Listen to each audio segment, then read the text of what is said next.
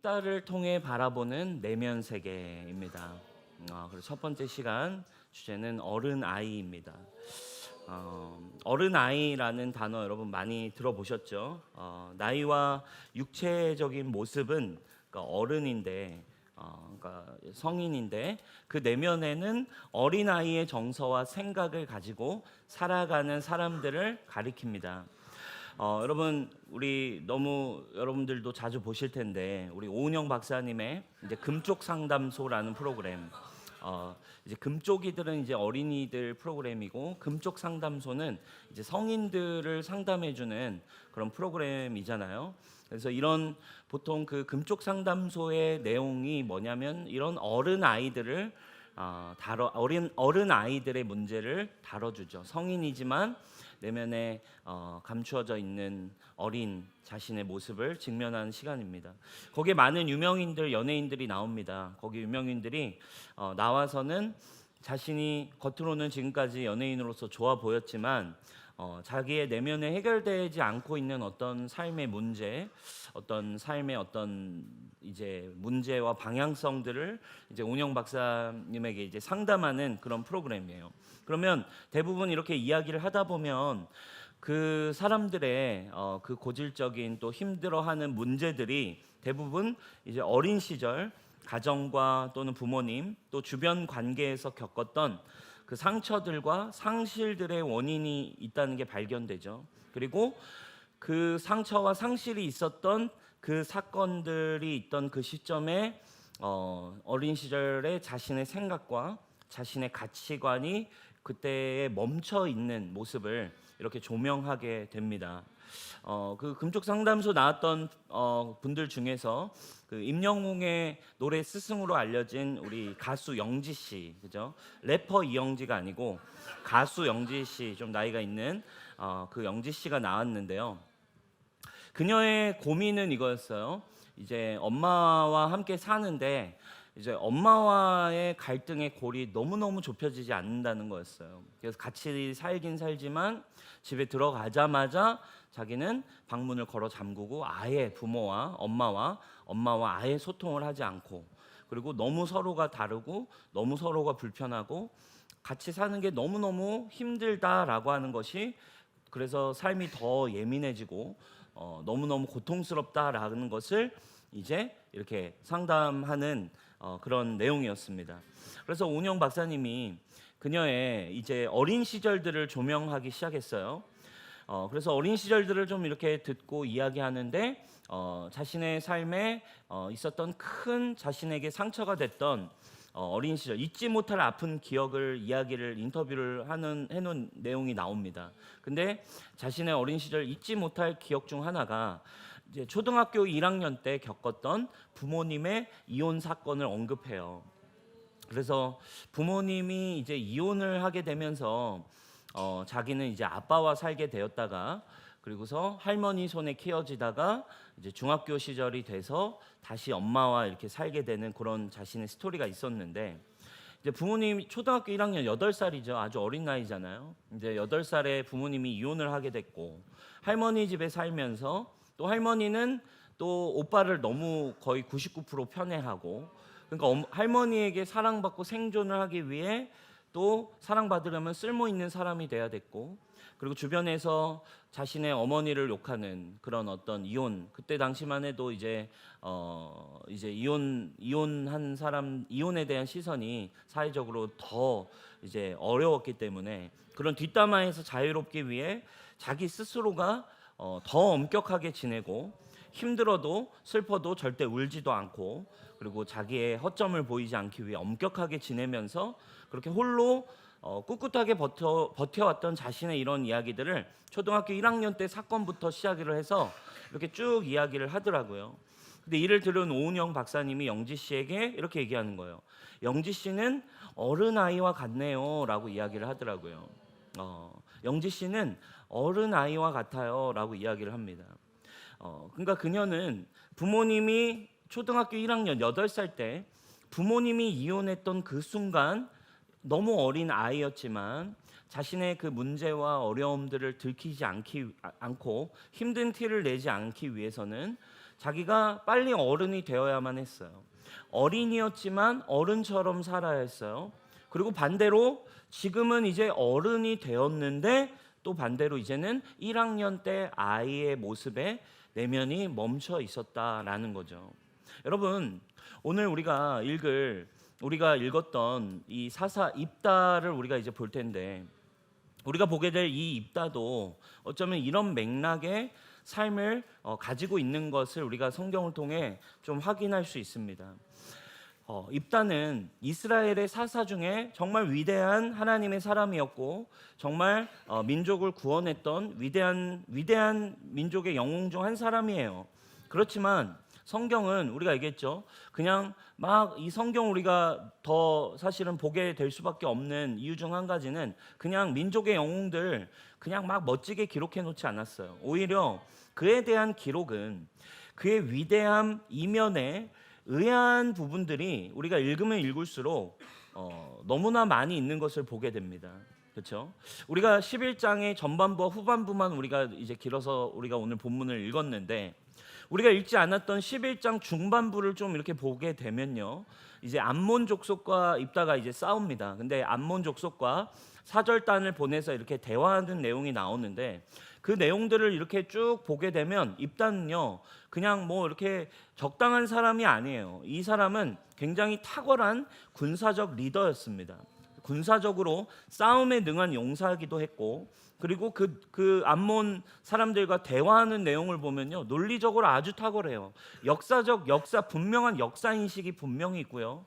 그리고 신학적 인식, 그리고 신앙적으로도 굉장히 담대하고 굉장히 똑똑하며 그리고 용기가 있는 그런 정말 훌륭한, 정말 잘 준비된 그런 사람의 면모가 11장 중반부를 보면 굉장히 많이 나옵니다. 근데 여러분, 11장과 우리가 다음 주 보게 될 12장 전체에 걸쳐서 전체적으로 이렇게 입다의 성경을 읽어보면 이때는 이런 부분은 진짜 탁월하고 훌륭해 보이는데, 읽다 보면 뭔가 굉장히 이상한 지점들이, 신앙적으로 이게 맞나 싶은, 우리가 성경을 읽을 때 해석이 난해하고 이거 도대체 어떻게 우리가 받아들여야지 하는 지점이 굉장히 많이 나와요.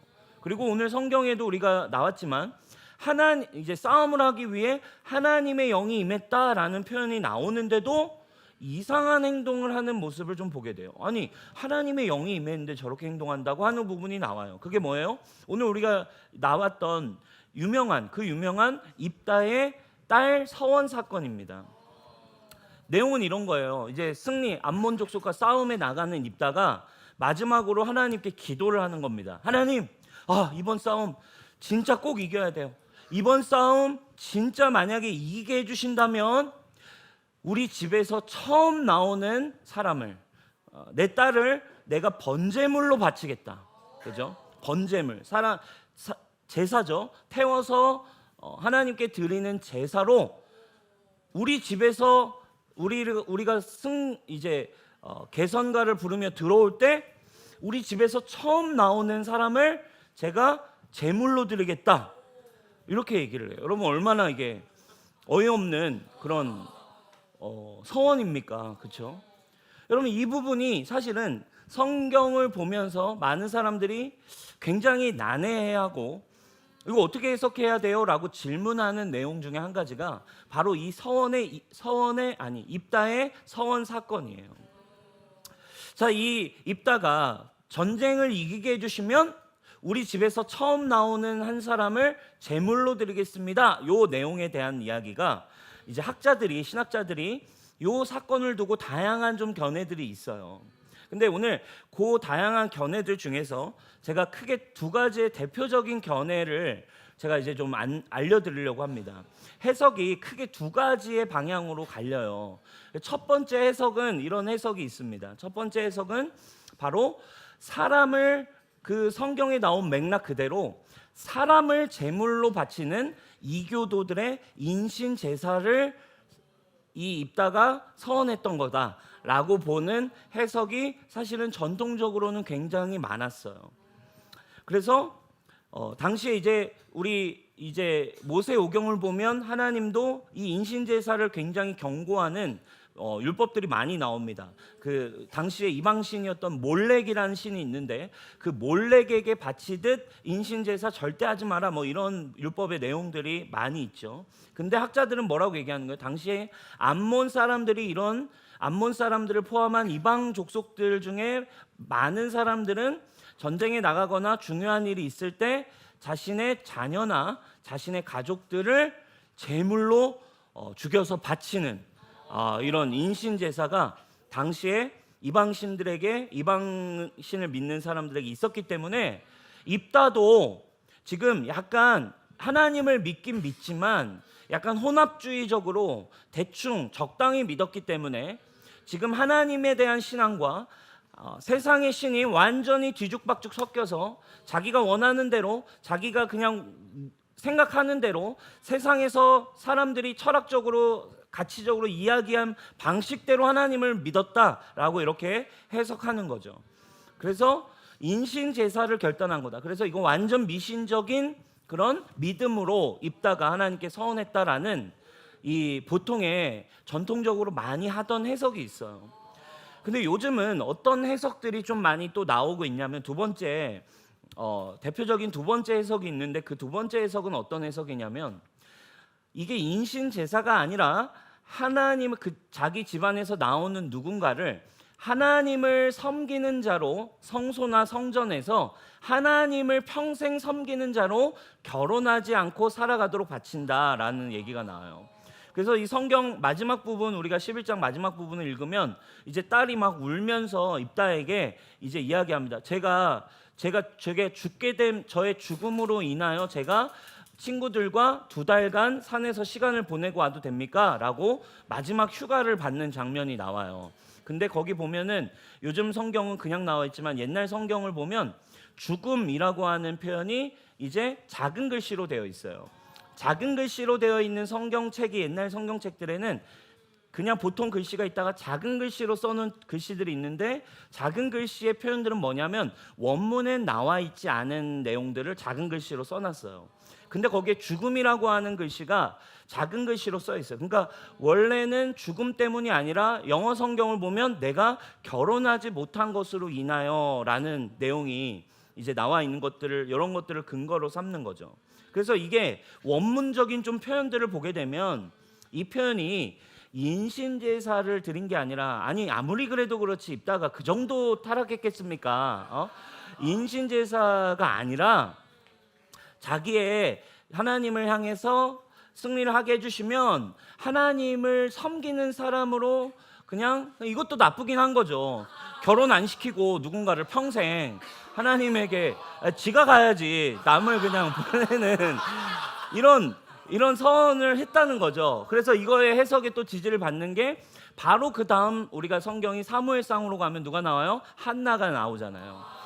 한나가 자식 없음으로 인해서 슬퍼하며 기도할 때 한나가 또 서원을 하지 않습니까? 하나님 저에게 아들을 주시면 이 아들을 주님의 전으로 보내겠습니다. 바쳐버리잖아요.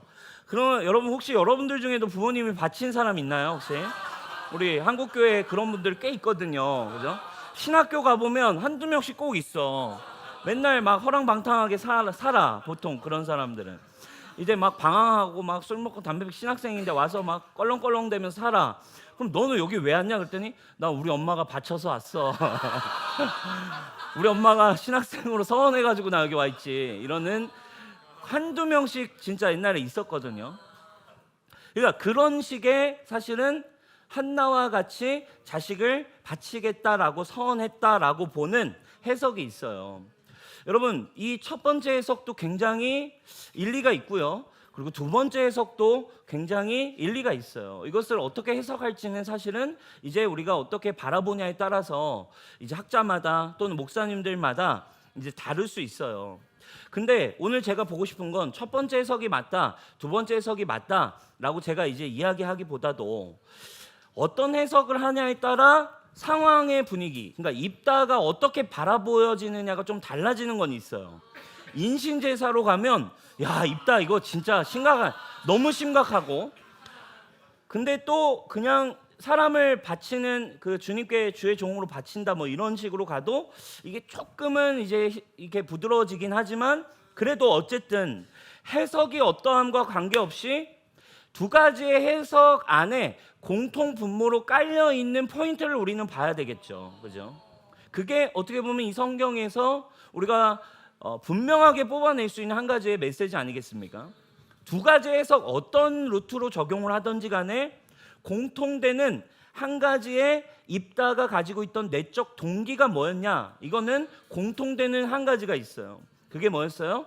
서원을 첫 번째로 드렸든 두 번째 해석으로 했든 입다 내면에 있었던 내적인 동기, 공통적인 동기는 바로 뭐예요?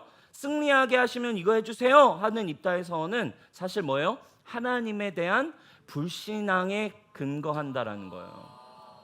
그렇죠? 이게 뭐 인신제사든 하나님께 바치는 이야기든 어쨌든 자기 가족을 서원했어요. 어쨌든 중요한 건 하나님과 딜을 했다는 거예요. 어떤 루트로 갔냐는 그 다음 이야기고 근본적인 내적 동기를 우리는 봐야 돼요. 그의 내적 동기가 뭐예요? 하나님, 이거 될까요? 그리고서 분명히 하나님의 영이 임했고 하나님의 영이 임했다는 건 이미 게임 끝났다는 얘기인데도 불구하고 입다는 기도원처럼 주님을 믿질 못해. 신뢰를 하지 못해서 딜을 하나 더 걸어 놓습니다. 여러분 우리가 어릴 때 여러분 다 한 번씩 해보셨잖아요. 그죠? 불안할 때 늘 했던 기도 바로 하나님께 극딜을 넣는 마지막 극딜을 요청하는 기도 아닙니까? 하나님 이번 시험만 합격하게 해주신다면 제가 예배를 절대 안 빠지겠습니다. 솔직히 예배 서원한 적 있다. 모태신앙 중에 있다 없다? 있어요. 분명 있어. 예배 절대 안 빠지겠다. 이런 거. 이번 위기만 넘어가게 해주시면, 형제들 쟤랑 한 번만 사귀게 해주시면, 응? 저는 그런 경험 있어요. 저는 그런 적 있어요. 기도할 때 초등학교 때 한 달에 한 번 짝꿍을 바꿀 때 주님 제발 쟤랑 짝꿍 되게 해주세요. 내일 짝꿍 바꾸는데 주님 쟤랑 진짜 짝꿍 되게 해주세요. 짝꿍 되게 해주시면 주님 제가 진짜 열심히 할게요. 이런 이번 위기만 내가 진짜 주님 넘어가게 해주신다면 제가 이제 진짜 회개하고 죄 안 짓고 열심히 살게요. 이런 주님께 딜을 걸어요. 사실 여러분 이런 기도가 뭐예요? 이런 신앙이 뭐예요? 사실은 하나님의 성품을 모르고 하나님에 대한 신뢰와 믿음이 없는 사실은 불신앙, 그리고 또 혼합신앙, 그죠? 세속적인 가치로부터 오는 혼합신앙과 불신의 어떤 태도들입니다. 우리가 방금 전에 얘기했듯이 이 서원을 하기 전에 27절에 이 서원을 언제 하냐면요, 너무 놀랍게도 바로 27절에 하나님의 영이 임하였다라는 표현 뒤 바로 그 다음에 서원을 하는 내용이 나와요. 하나님의 영이 임했다는 건 지금 승리가 보장됐다는 뜻인데도 불구하고 승리를 확신을 못해, 승리에 대한 믿음이 없고 하나님께 자꾸 어떤 딜을 걸어놔요. 그리고 안전장치를 자꾸 자기가 건다는 거예요. 왜? 하나님을 쪼잔한 존재로 보는 거예요. 이거 가능할까? 왜 그는 여러분 어쩌면 이런 불신앙적인 어떤 부분이 이 입다를 불안하게 했고 어떤 부분이 이런 결정적인 순간에 하나님께 불신앙적 행동을 하게 했을까요? 여러분 이게 근데 사실 비단 입다의 문제일까요? 우리도 마찬가지예요. 우리에게도 마찬가지입니다. 하나님의 영이 임해서 성령님이 우리 안에 거하시고, 우리가 어제 거듭남 라이프 클래스에서 배웠지만 예수님이 우리 안에 거하시고 성령님이 우리와 함께 계시는데도 왜 우리는 내 인생의 결정적인 순간에는, 내 인생에 내가 불안하고 힘든 그 결정적인 순간에 우리도 입다처럼 결정적인 순간에 불신앙적 행동을 한다 이거예요. 왜 그럴까요? 바로 우리 내면에 어린 시절부터 형성되어져 있던 어떤 그 메시지들, 어린 시절부터 나에게 굉장히 깊이 세팅되어 있는 가치들, 나의 옛 자아 안에 나의 육신으로부터 태어나서부터 지금까지 나의 가정에서, 나의 부모로부터 또는 나의 살아온 환경 속에 어떠한 경험과 상처로부터 형성되어 있는 어린 시절에 나의 어떠한 결정들, 나의 그런 감정들, 그런 것들이 결정적인 순간에 내 생각과 내 감정의 발목을 잡아버려요. 그러니까요, 이게요 꽤 힘들어요. 분명히 하나님의 자녀가 됐음을 믿고 성령이 나와 함께 계심도 믿고 예수님이 나를 사랑하시는 거 믿어. 예수님 막에 대한 믿음 분명하다고. 근데 결정적인 순간이 오면 마치 진짜 불신앙, 아예 불신자처럼 행동을 하고 완전히 안 믿는 사람처럼 감정이 나오고, 여러분 다음 주 가보면 이제 더 치명적인 이야기들이 많이 나옵니다. 왜 입다는 분명히 하나님의 영이 임했음에도 왜 자기의 육신의 뜻대로밖에 할 수밖에 없는 연약함을 가지는가? 이게 사실은 우리가 교회 생활하면서 많은 사람이 빠지는 딜레마이며 많은 사람이 교회에 대해 실망하는 지점이고 많은 사람들이 어떤 복음에 대한 궁금증이에요. 아니 믿는다는 사람들이 결정적인 순간은 왜 저렇게 되는가? 라고 하는 부분을 분명하게 조명받을 필요가 있는 거죠. 입다의 문제가 뭐였습니까? 여러분 오늘 말씀 통해서 나와 있는 힌트들을 통해 우리는 왜 입다가 하나님의 영이 임했음에도 결정적인 순간 이런 삶을 살 수밖에 없는지, 문제가 어디서 기인하게 되었는지 우리는 좀 볼 수 있어요. 그의 어린 시절에 대한 힌트가 1절부터 3절까지 정확하게 나와 있습니다. 자, 1절부터 3절까지 우리 세 번역으로 한번 보도록 하겠습니다. 1절에 이렇게 나옵니다. 길르앗 사람 입다는 굉장한 용사였다. 그는 길르앗이 창녀에게서 낳은 아들이다. 자, 첫 번째 그의 어린 시절에 대한 소개가 나와요. 그는 출생의 아픔이 있었어요. 아버지가 그냥 창녀에게서 태어나게 한 그런 아이였습니다. 그리고 2절, 길르앗의 본처들도 여러 아들을 낳았다. 그들이 자라서 입다를 쫓아내며 그에게 말했다. 넌 우리 어머니가 아닌 다른 여자가 낳은 아들이니까 우리 아버지 유산 이어받을 수 없어 라고 쫓아낸 거예요. 어떤 또 내면의 상처가 있었어요.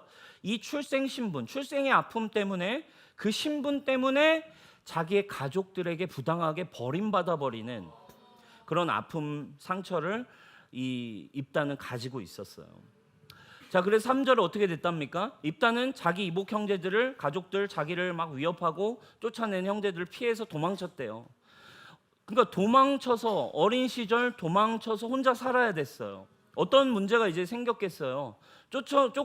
쫓아낸 것도, 그리고 출생의 아픔도 이미 자신의 깨어진 이 상태인데 쫓아냈기 때문에 재정적 결핍이 얼마나 있었겠어요.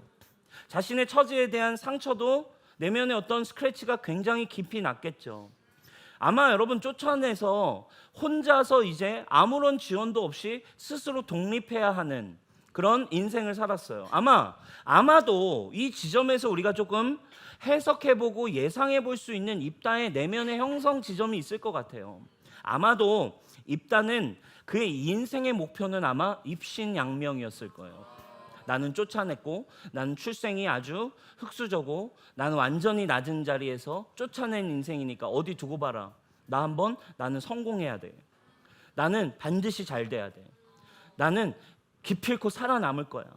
나는 기필코 살아남아서 잘 되는 게 내 삶을 떳떳하게 보여주는 내 인생의 목표야 라는 생각을 아마 가지고 있었을 거예요. 그렇게 버림받은 그걸 우리가 어떻게 어느 정도 예상해 볼 수 있어요? 3절에 이렇게 나와요. 도망쳐서 도비라는 땅에 살았는데 그가 어떻게 됐대요? 건달패들이 입다에게 모여들면서 그를 따라다녔대요. 그리고 1절에 그를 뭐라고 표현해요? 우리가 읽은 개역개정엔 큰 용사였다라고 표현합니다. 아마 이미 성인이 된 입다가 이제 그 일대에 싸움을 잘하고 이제 리더십이 있고 군사적인 능력이 특출난 사람으로 이미 사람들은 인정을 해주고 있었어요. 그러니까 나름 어린 시절에 이런 아픔은 있었는데 이미 어떻게 된 거예요? 영향력과 세력을 나름 얻어서 이제 유명해지고 그리고 나름 성공한 거예요. 그리고 우리가 아까 서두에 얘기했듯이 11절, 14절 내용부터 보면은 아주 똑똑해요. 아주 탁월합니다. 아주 그리고 스마트해요.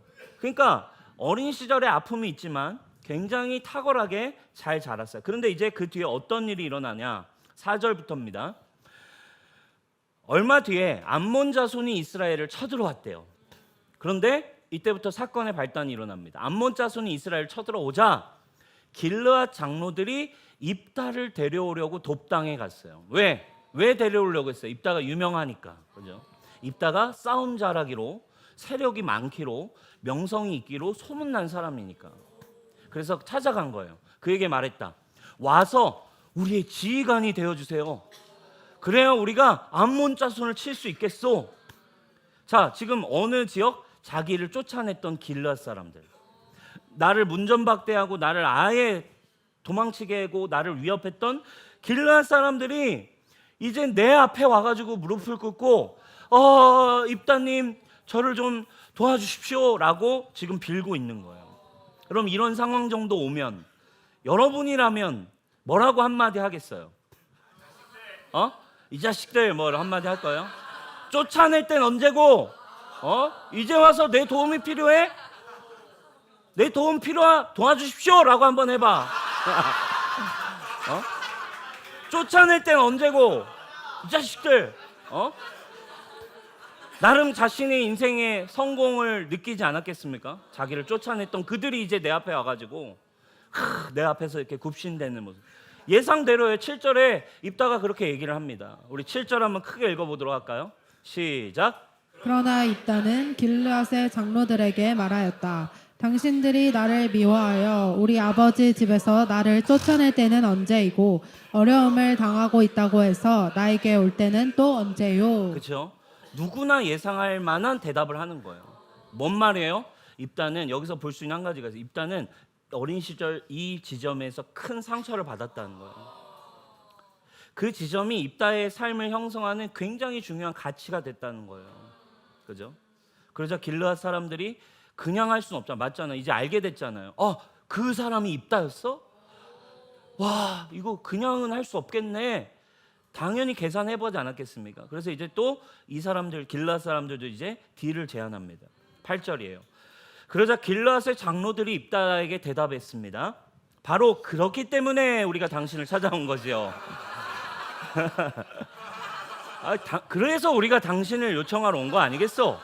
우리와 함께 가서 당신 그래도 길르앗 출신 아닙니까? 그러니까 당신에게 우리가 온 거지. 당신이 우리 함께 가서 당신이 암몬 자손과 싸운다면 모든 길르앗 사람들의 통치자가 될 수 있습니다. 당신이 이제 길르앗 출신이니까 길르앗에 와서 길르앗의 대통령을 하십시오. 입다가 길르앗 장로들에게 물었어요. 솔깃했습니다. 당신들이 나를 데리고 가서 암몬 자손과 싸울 때 주님이 그들을 만약 나에게 넘겨주셔서 승리하면 진짜 나를 통치자로 받들 거요? 다시 한번 확인해요. 그러자 길르앗의 장로들이 입다에게 다짐했어요. 주님께서 우리 사이의 증인이십니다. 당신이 말한 그대로 당신이 승리하면 당신 우리의 국회의원, 우리의 대통령 되는 거야. 이 딜을 딱 걸었어요. 자, 생각해 보세요. 이제 길르앗에서 상처받고 쫓겨난 창녀의 자식 입다가 이제는 모든 그 길르앗 사람의 리더가 될 기회가 찾아왔어요.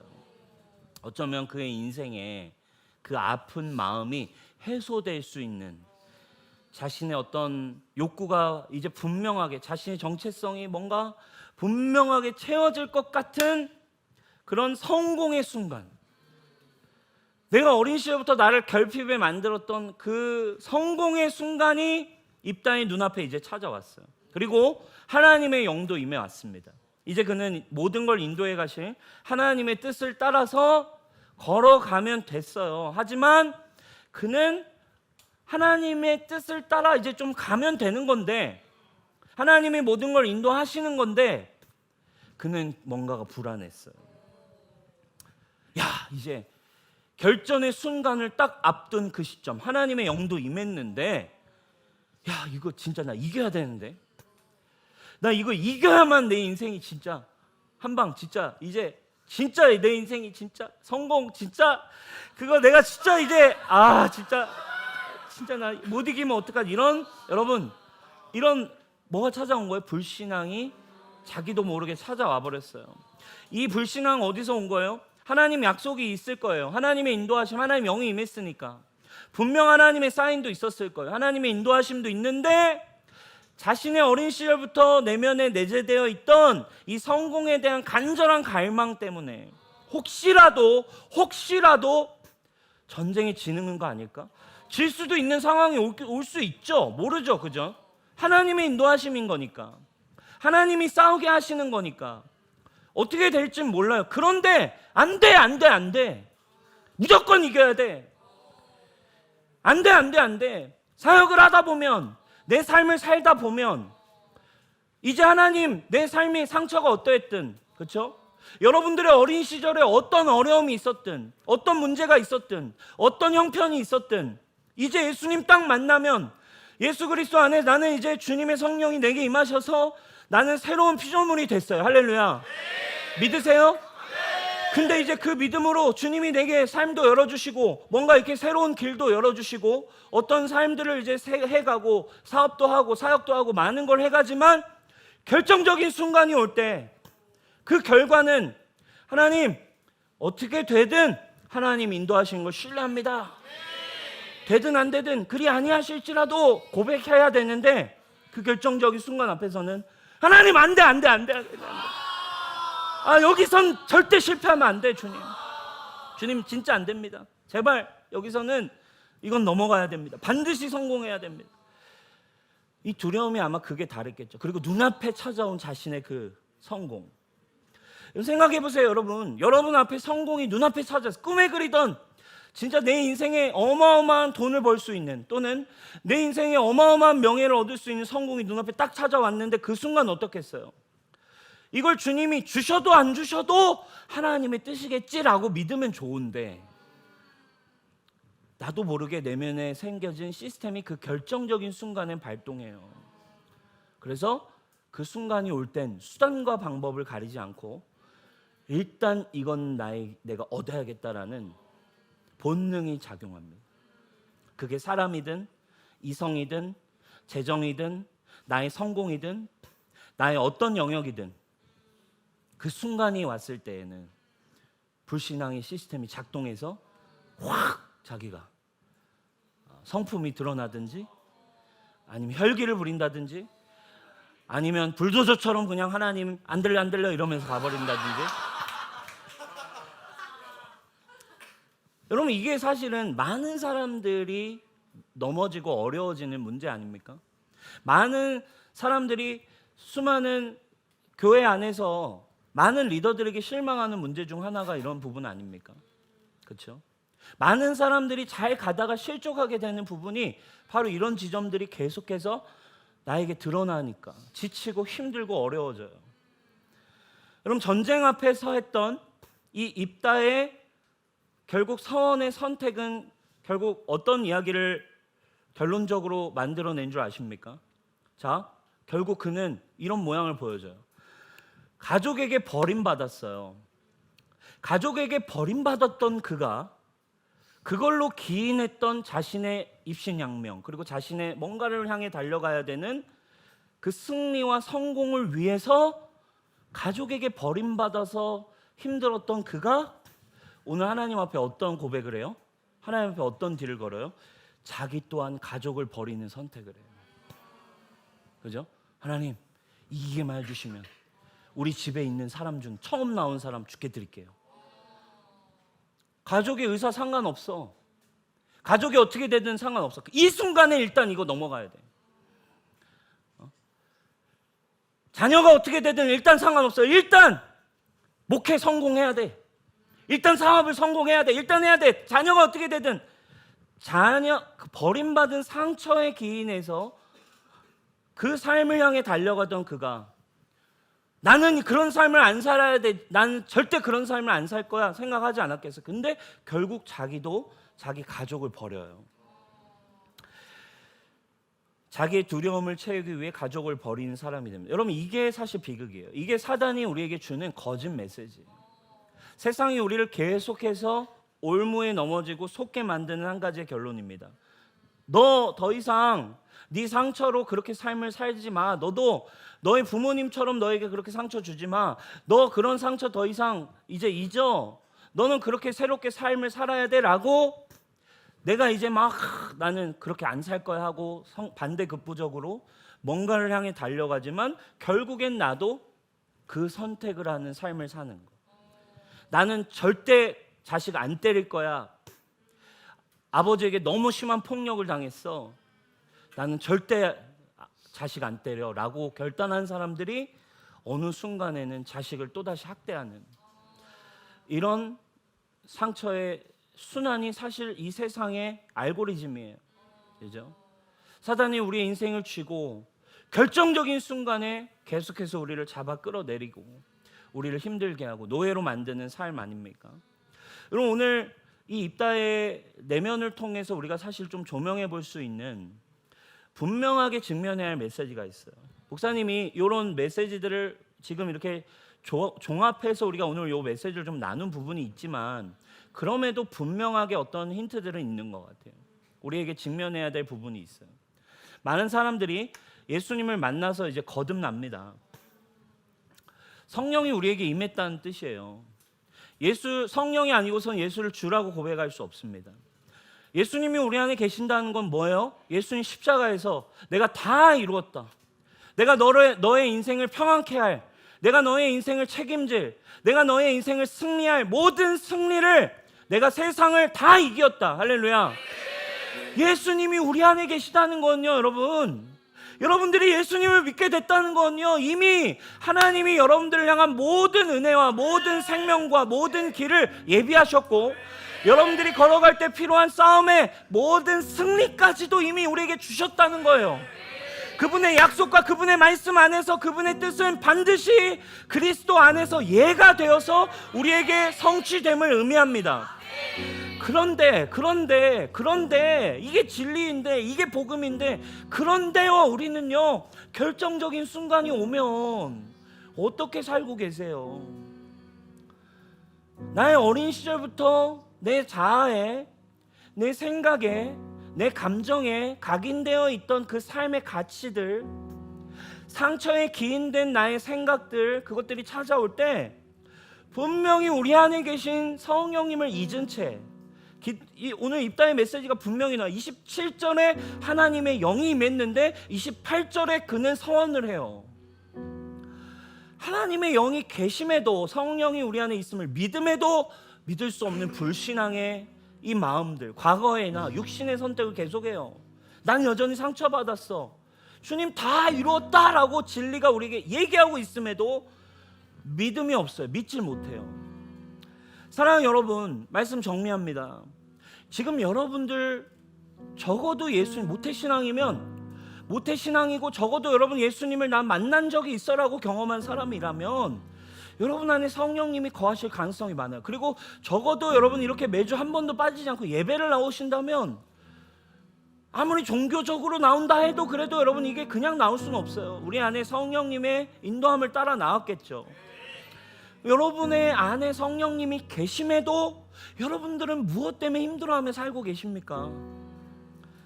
여러분 내면에 있는 어른 아이는 무엇인지, 여러분 우리가 그냥 신앙생활 종교적으로 한다고 성장하지 않아요. 말씀을 통해, 성령님을 통해 조명받아야 돼요.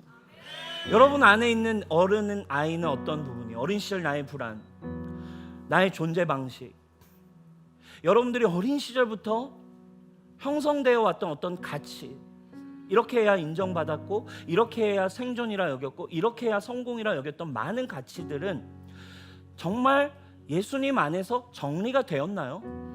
컨버트가 됐어요? 말씀의 하나님의 방식으로? 그렇게 되지 않으면 아무리 여기서 예배해도 결정적인 순간에 우리도 입다처럼 살 수밖에 없어요. 다음 주 우리 보게 되는 입다는 그냥 이 정도 서원에서 한 명을 희생하는 삶에서 끝나지 않아요.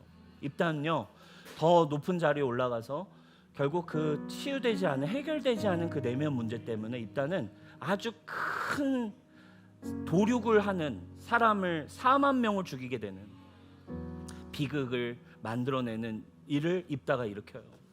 뭐 때문에 그래요? 해결되지 않은 내면 때문에.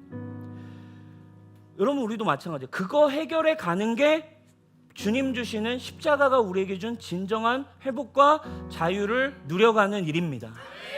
아멘. 이게 되지 않으니까 십자가 그냥 종교 아니야? 십자가 능력 없는 거 아니야?